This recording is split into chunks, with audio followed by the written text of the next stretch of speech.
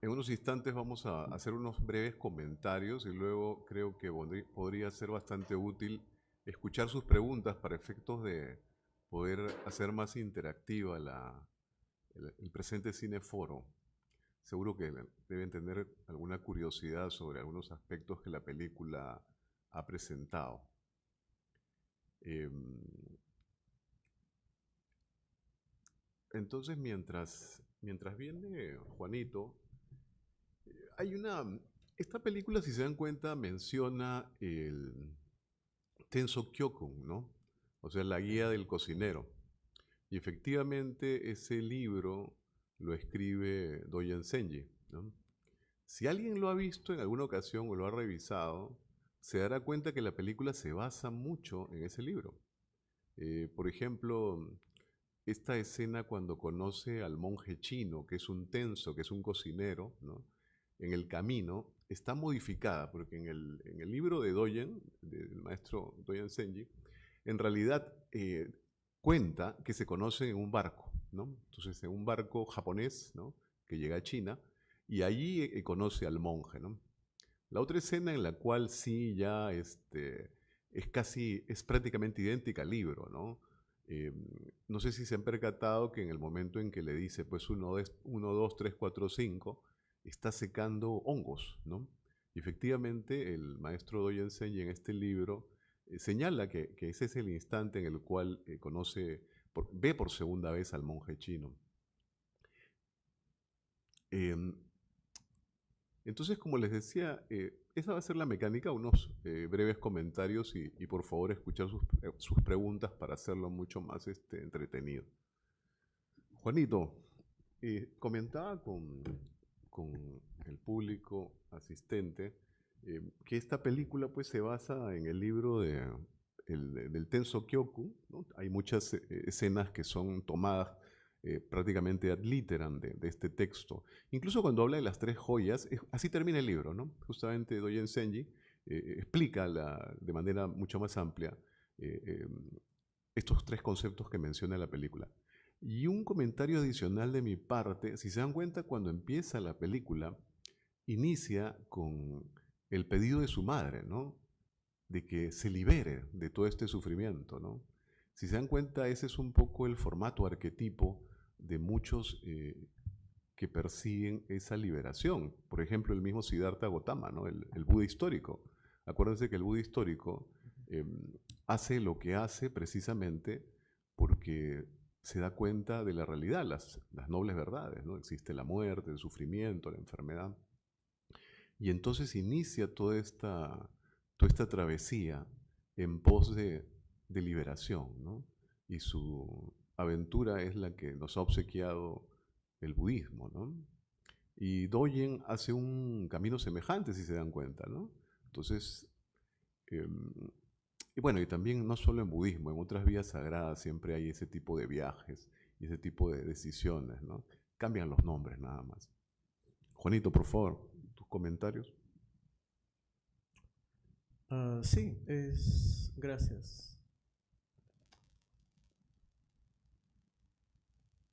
La película comienza igual que termina, con la recitación de un sutra, el Prajnaparamita Sutra, que es el corazón de la sabiduría que se ha ido más allá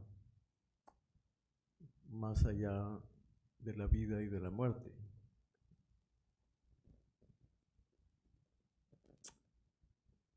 Comienza con un niño vestido de blanco. El blanco es color de luto en Oriente. Y eh, es la renuncia, es la pira funeraria de su madre. Y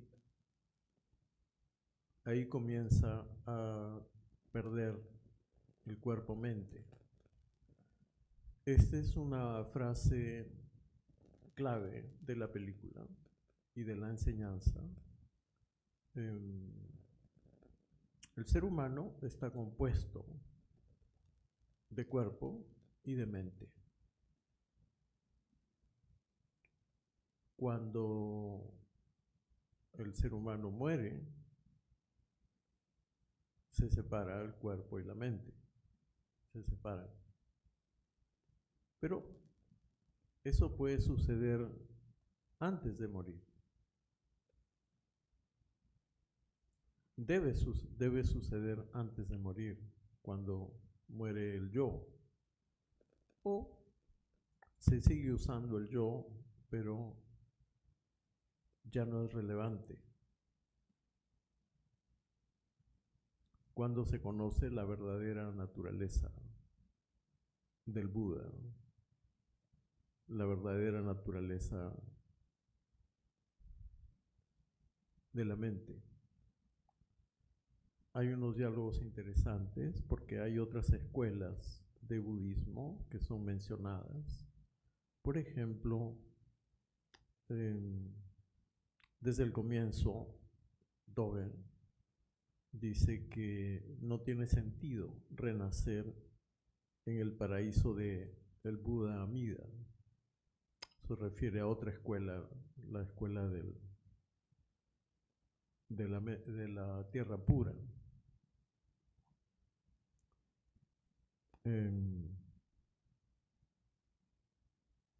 Y su aventura comienza con el encuentro con el viejo cocinero, que dice que las enseñanzas no son para ser comprendidas intelectualmente, sino experimentadas. Entonces, el budismo real no es declarativo.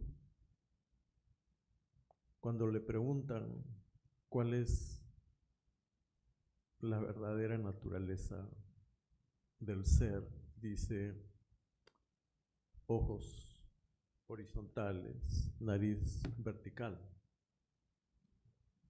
¿no?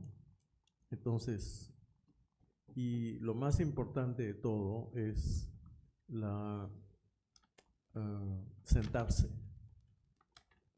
sentarse a mirar cómo se desvanece ese compuesto de cuerpo-mente para que brille el despertar.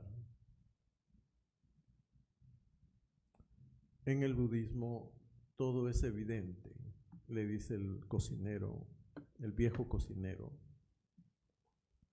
Nada está oculto. Efectivamente, cuando el Buda Shakyamuni entra al nirvana, a la cesación del fuego del sufrimiento, dice: mi mano está abierta, no he escondido nada. Entonces, igual hay que unir la mente ordinaria con la mente impersonal. Ese es el espíritu del budismo.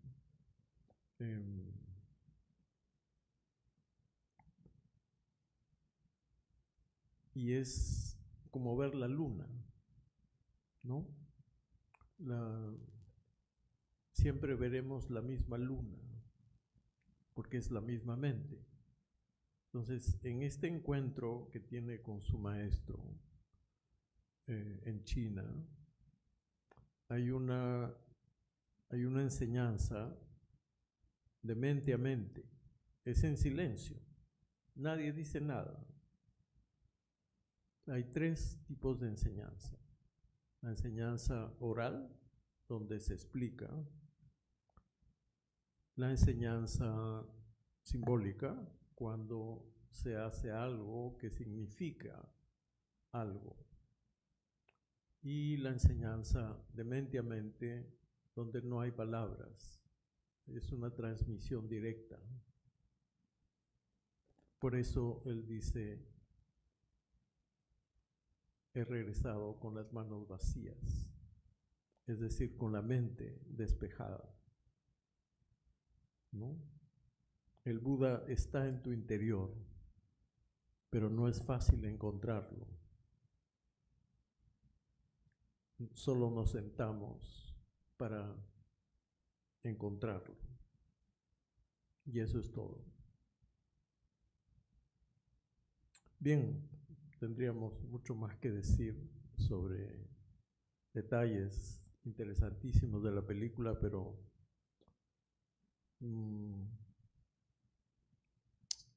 sería interesante escuchar sus preguntas, si es que hay preguntas. Por favor.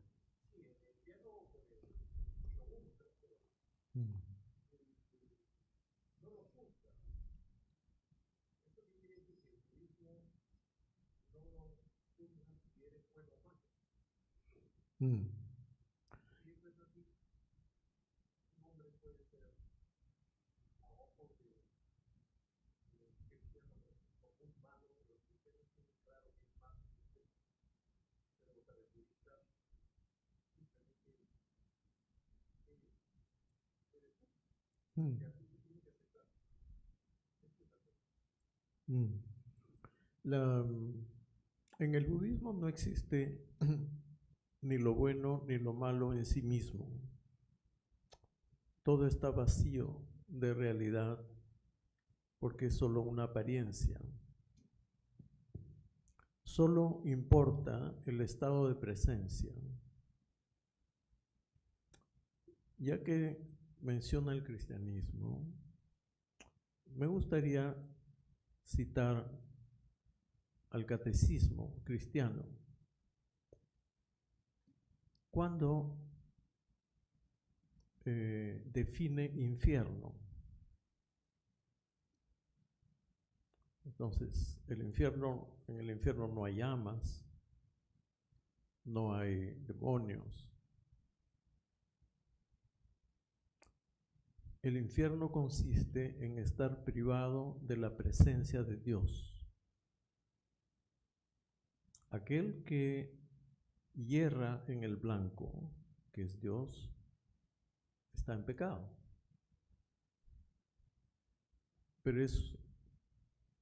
Pero solamente es una cuestión de puntería, es decir, de atención. Si se pone la mira en la plenitud,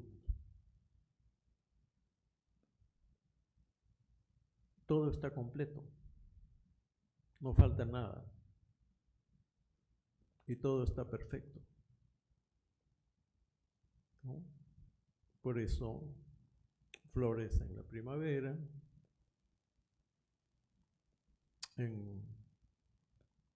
o después el canto del cucú y después la nieve fría. Todo está bien. Entonces, si lo vemos desde el punto de vista del cristianismo, Dios es misericordioso, ¿no? Entonces, no hay pecador, solo hay alguien que está distraído. No sé si he contestado su pregunta.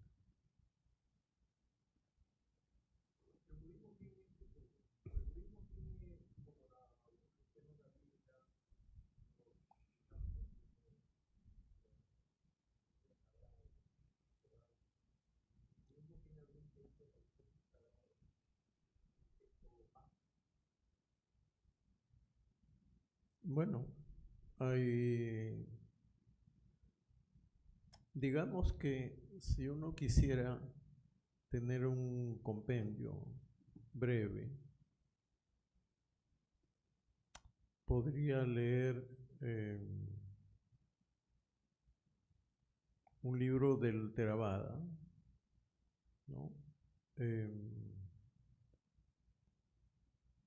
Donde son aforismos. Y con eso basta, ahí está todo. Pero si uno necesita ampliación, hay otras enseñanzas en el Mahayana, son diferentes escuelas, y después en el Vajrayana. Son diferentes vías a la misma iluminación. Pero en realidad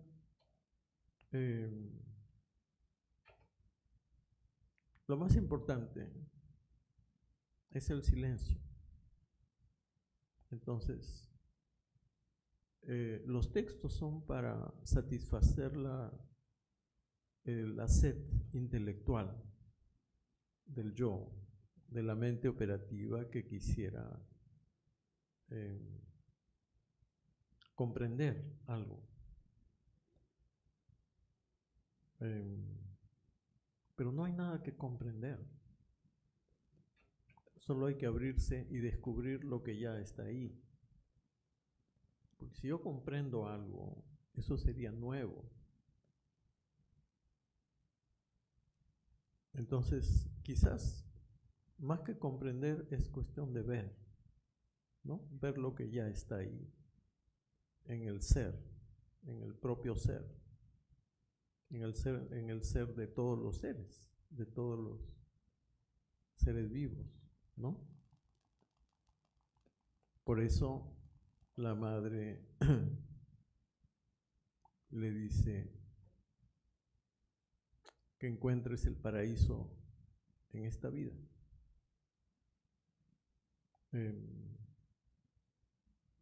Es decir,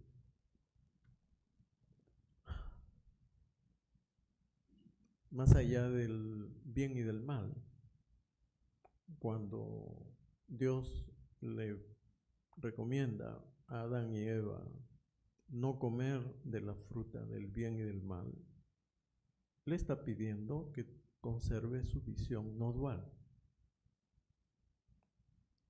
Pero ellos, como están en la manifestación,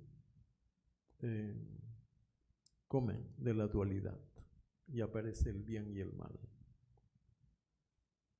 Pero es el árbol del bien y del mal también está en el paraíso, también está en la plenitud.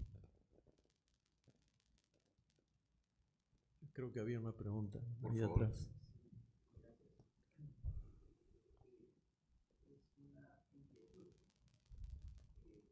Yo aprecio bastante esta fuerza disciplinaria, moral, si ha sido ética que está en Cornó. Pero al mismo tiempo veo que se desenvuelve en una situación caótica, lo que no es muy extraño a lo que tenemos hoy, por ejemplo, en un país como el nuestro, con una sociedad como la nuestra. Entonces, ahí mi duda es, todos, el camino es ser monjes, todos para que haya algo, esa paz interior, la paz constante, o es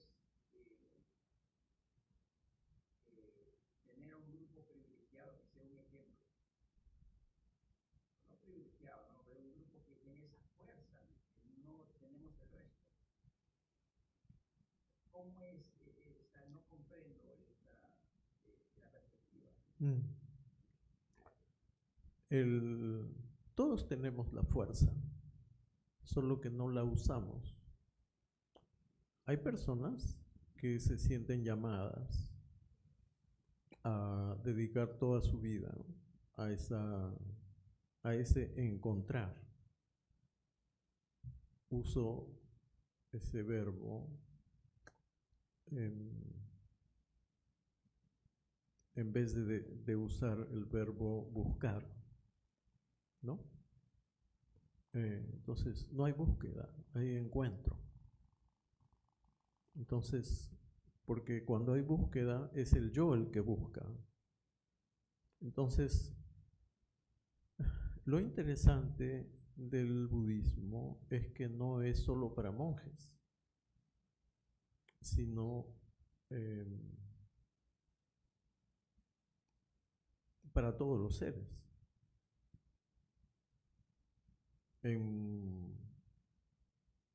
Hablando de mí mismo, habiendo podido escoger la vía del monje, no he escogido la vía del monje, sino la de un practicante no monje, ¿no? Entonces, la idea es la práctica, más que dónde se practica, ¿no? Por eso Dogen le dice a esta señora que después se hace monja, puedes ir al mundo y practicar ahí, ¿no? Ahora, el camino del Mahayana es la vía de la renuncia. Entonces es la vía de los monjes. Es una vía más bien monástica, aunque todos pueden practicar el budismo Mahayana. Después aparecen otras visiones, otras enseñanzas, también que tienen su origen en el Buda histórico, que dicen que ya todos estamos completos. Solo hay que ver claramente la sed de existir, la sed de tener, de poseer, de ser, la sed que implica una sensación de carencia. Entonces, cuando se apaga esa sed, se comprende que ya se está completo, se sea monje o no monje, ¿no? En caminos posteriores como el Vajrayana o el Dzogchen, más bien se considera que la vía laica, la vía del no monje, puede ser incluso más libre y aportar más a la sociedad, ¿no? Sin ser monje, sin tener el uniforme.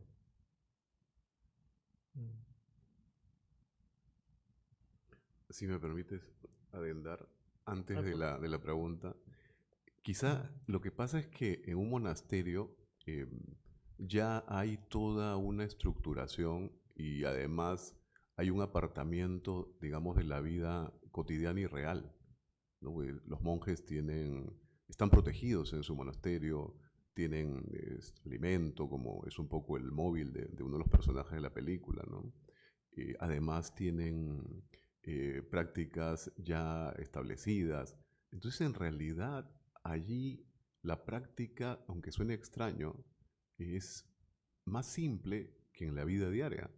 En la vida diaria no hay ese orden, no hay esa protección. Tienes que lidiar con el vecino, tienes que lidiar con tu mujer, tienes que lidiar con los hijos, etc. Entonces, pienso para mí que la práctica del monasterio es como una pequeña práctica, pero la práctica en la vida real es la gran práctica, ¿no? Y esto no solamente es parte del budismo, ¿no? Por ejemplo, en otras vías sagradas, como es el caso de la mística, el islam, el sufismo, un viejo, me parece que, no estoy seguro, creo que era Abu Said, decía, ¿no?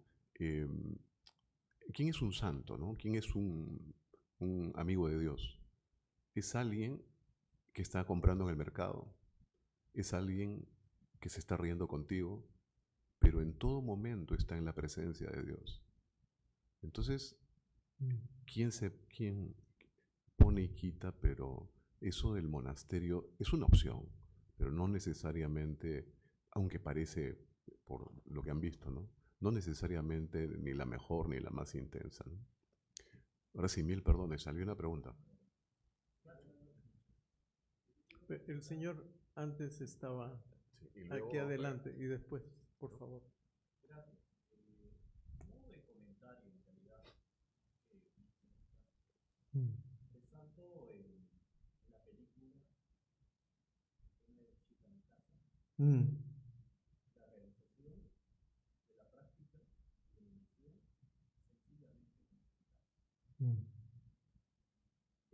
esencia de toda la tradición de Mm. una rama muy importante, y en estos tiempos en los que ciertamente hay que estar ocupado con más, con el trabajo, con la maestra, con el dinero, con el dinero, cómo practicar, cómo realizarse, luego van a despertar esto central. Creo que en estos tiempos en los que, entre comillas, tenemos tan poco tiempo, hay algo que podemos hacer para alcanzar la realización, estar en la realización de central. Esta visión de Dogen es extraordinaria. Mm. Para estos tiempos es un insight extraordinario. ¿Por qué no levantarte a las 4 o 5, darnos una hora? Normalmente, ver la película me ha sido bastante inspirador. Mm. Comprendo mejor este camino de Jim, viendo una tradición de Salazar, Ah. Boa, del mundo, Mm. la verdad, y como que lo entiendo mejor. Yo lo de paso de ver el tipo de Mashallah.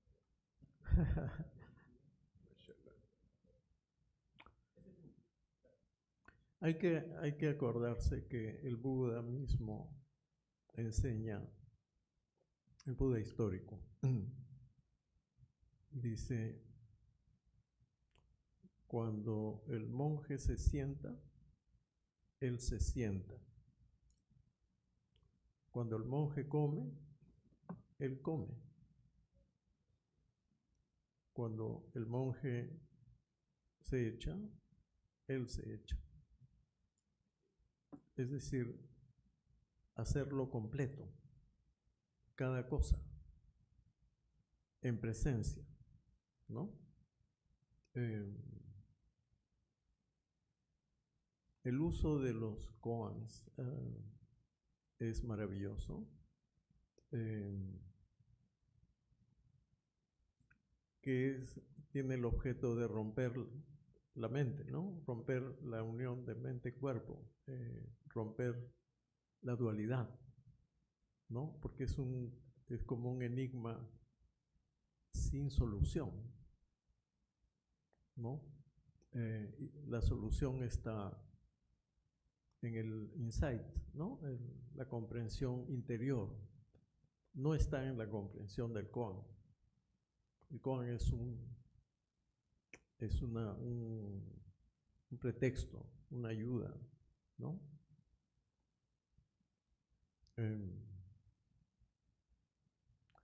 Es más, en esta película hay un momento de combate zen, ¿no? Cuando se encuentra con el viejo cocinero en el camino. Es un combate, ¿no? Y bueno, toda la vida de Dogen es un combate para seguir sentándose a encontrar al Buda interior, ¿no? El Buda está en tu interior. Creo que eso ya es un koan, es un enigma, ¿no? Entonces solo hay que sentarse y mirarlo, ¿no? Ahora, lo interesante es ir más allá de las escuelas, ¿no? Rinzai, Soto Zen, Mahayana, Theravada, Vajrayana. Son nombres. El Buda interior es solo uno, ¿no? La mente es solo una, ¿no? Como decía, es aquí y ahora. Y eso es todo. ¿Hay una pregunta ahí atrás? Si me permites, solo para completar lo de tu pregunta, una cita del propio Dogen de su Tenso Kyokun dice, ¿no? Cuando lavéis el arroz o las legumbres, hacedlo con vuestras manos, en la intimidad de vuestra propia mirada, con diligencia y conciencia, sin que vuestra atención se relaje un solo instante. Si te das cuenta, es una técnica de meditación. Y que un poco está plagada la película de eso. O sea, toma atención, esa atención plena, ¿no? Si estás lavando algo, toma atención a lo que estás haciendo. Al final, las técnicas pueden variar, ¿no? Las técnicas pueden variar, incluso más allá del budismo, ¿no? En el sufismo existe también meditación. Claro, solo que se apoyan en algunas táricas, en algunas escuelas, no en, digamos, en fórmulas budistas, ¿no? Sino se apoyan en leyes coránicas. Pero al final la técnica es muy semejante. El asunto es aquí y ahora, ¿no? Coges el tomate y lo lavas aquí y ahora. Allí estás en el presente, ¿no? Mil perdones. La pregunta.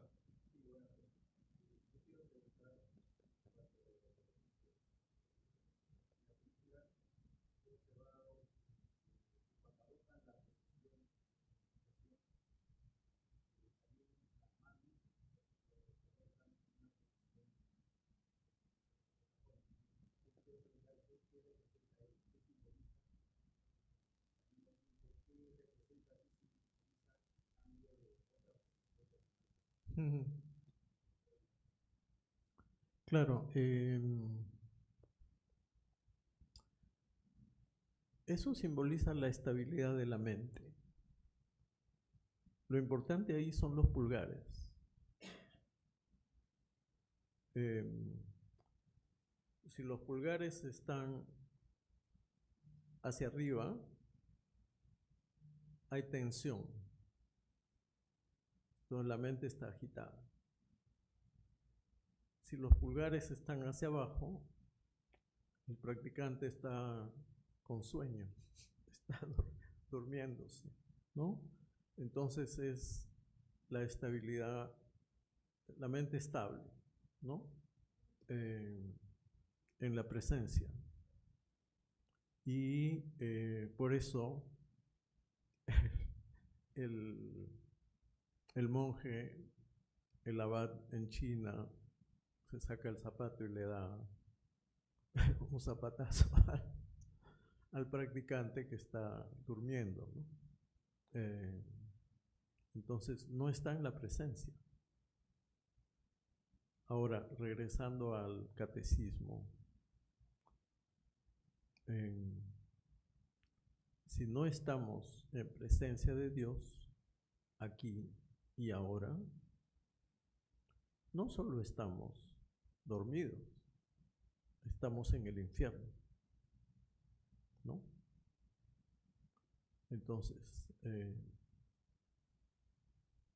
lamento dar esa noticia, pero quizás pueda servir de motivación para darse cuenta que uno en este mundo, si no está en la presencia de la plenitud, está en la presencia de la carencia, entonces está en el infierno.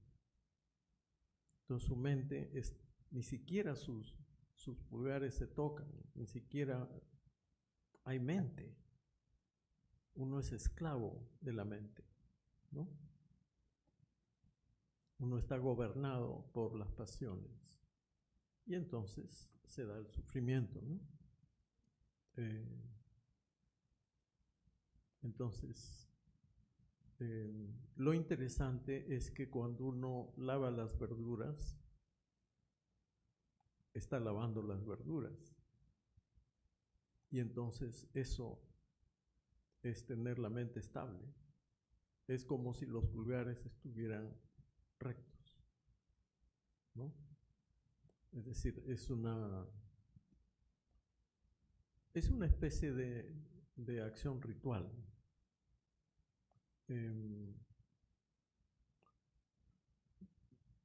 Rito viene de una raíz indoeuropea, rit, que quiere decir orden. Entonces, un ritual es para poner orden en el caos, ¿no? Entonces, si uno lee una introducción muy breve y directa, creo que ahí estaría todo, ¿no? Una introducción al budismo, yo recomendaría comenzar por el Dhammapada, ¿no? Entonces, es un texto del Theravada muy simple y ahí se explican muchas cosas. Lo que me faltó responder en su pregunta es por qué hay un cambio de postura, ¿no? Evidentemente la niña entiende mejor que la monja. La monja después entiende. Dice ella, si Buda está en mis manos y está lloviendo, hay que proteger al Buda, ¿no? Esto también es una remembranza de un episodio de la vida del Buda cuando él está meditando y hay una tormenta. Entonces, en la historia mítica aparece una serpiente gigantesca que lo cubre, ¿no? Entonces, las pasiones por lo general son representadas por las serpientes. Por eso al monje joven lo pica una serpiente, lo pica la lujuria, ¿no? Pero esa gran serpiente que cubre al Buda para protegerlo es que se ha transformado la pasión. Pasión quiere decir padecimiento. Se ha convertido en sabiduría y compasión, ¿no? Y habría que acordarse, por otro lado, que cuando el Buda enseña, es como si hay un mudra, ¿no? Que es el mudra de la enseñanza, ¿no? Que es así, que es como si girase la rueda de la enseñanza. Entonces me hizo acordar esa postura de proteger al Buda en nuestras manos. Sí. Sí, por favor. En la práctica, mismo hay un concepto vital, por decirlo de alguna forma, que es el concepto de vacío. En la práctica como tal, esta postura busca ser consciente de la atención en ese vacío. El cuerpo también representa el vacío siendo forma, la forma siendo vacío. En la práctica se lleva la atención a este vacío. Además de lo que buscamos,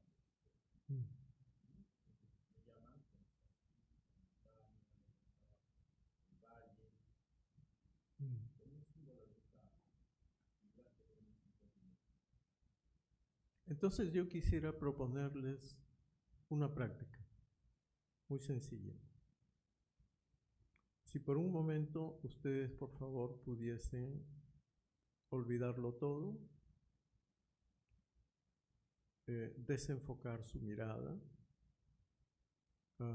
mente panorámica, mirada panorámica y silenciosa. Ahora.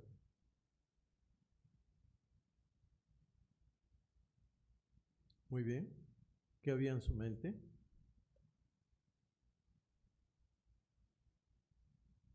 Solo vacío, ¿no es cierto?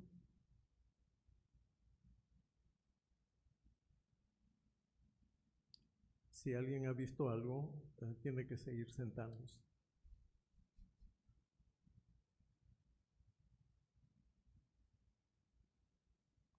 ¿Alguna pregunta más, por favor? Sí.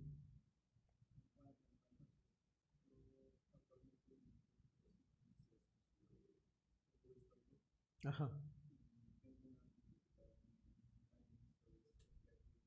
No logro identificar de alguna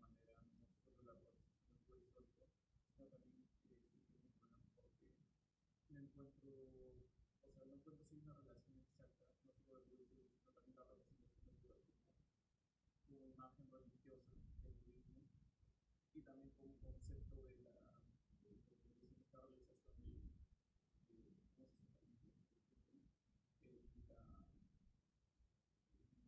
esta realización el auto,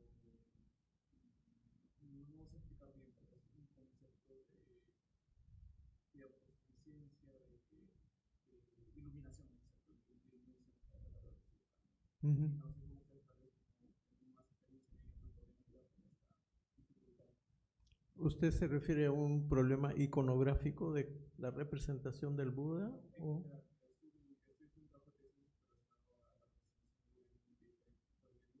Mm.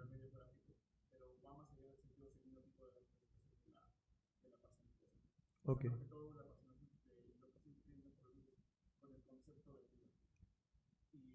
Ajá.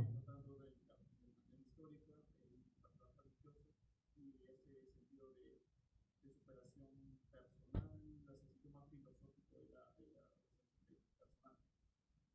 Y ese tema es inconveniente, no sé si ustedes puedan ayudar con este. Claro.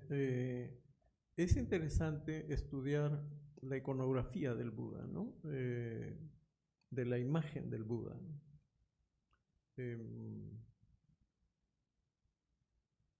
No me acuerdo el título, hay un libro, pero podríamos buscarlo. Después, si usted me contacta, podríamos conversar. Ya me acordaré del nombre del libro, pero al comienzo la representación del Buda no era física. No había imagen, no había estatua, no había pintura. Solamente había un árbol y un asiento vacío junto al árbol. Y ahí estaba el Buda. Otra representación era una plataforma flotante en el aire y encima de ella estaba enseñando el Buda. Es posterior cuando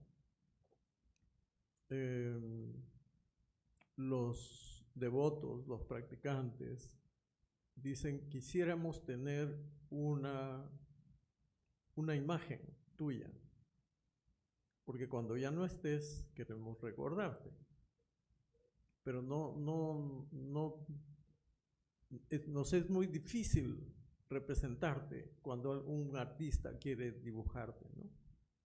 Entonces el Buda aprovecha que hay sombra y ve que su sombra está proyectada en el suelo y dice: esas son mis proporciones.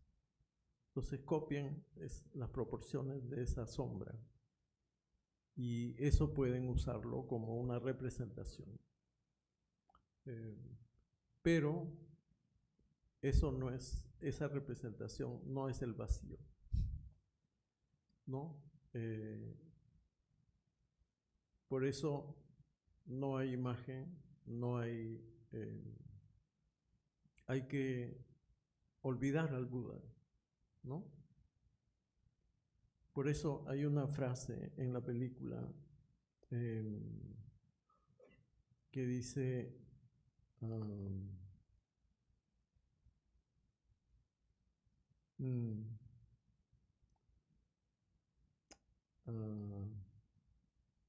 estudiar la vida del Buda o la vía del Buda es estudiarse a sí mismo, estudiar el sí mismo. Estudiar el sí mismo es olvidar el sí mismo. Olvidar el sí mismo es hacerse uno con todas las existencias. Y hacerse uno con todas las existencias es liberar el propio cuerpo-mente y el cuerpo-mente de los otros, ¿no? Entonces, la representación iconográfica es de relativa importancia. Además, eso es válido solo para el Theravada el Buda histórico, y el Mahayana. En el Vajrayana ya no importa el Buda histórico. Hay Budas transhistóricos que están hechos de espacio y luz. Digo, espacio mental, vacío, y luz mental, conciencia. Entonces, ellos tienen otras representaciones diferentes y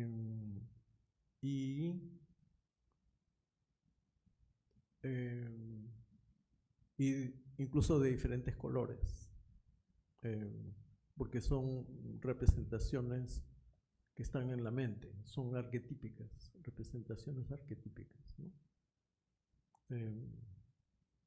Pero interesante su tesis. Felicitaciones. Sí. Sí.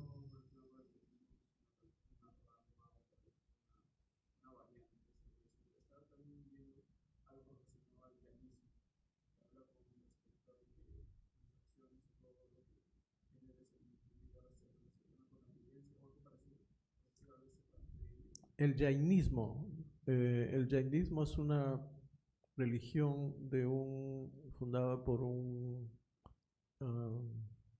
personaje contemporáneo al Buda, el Jina. Jina quiere decir el vencedor. Y claro, ellos, uno de sus ideales es la no violencia, ¿no? Ahimsa. Y ahora, sí es importante la no violencia exterior, pero lo más importante es la no violencia interior, ¿no? Porque yo puedo conducirme correctamente y por dentro no estar en paz, ¿no? No tener, o sea, tener violencia interior, ¿no? Por eso es que uno se sienta a mirar. También se puede mirar caminando. Muy bien. Muchísimas gracias por su tiempo y por sus preguntas. Inshallah, nos veamos en algún otro cineforo. Venga, gracias. Gracias. Muy bien, Juanito. Yo continúo, tengo que ir a la facultad. Ah, ¿ya?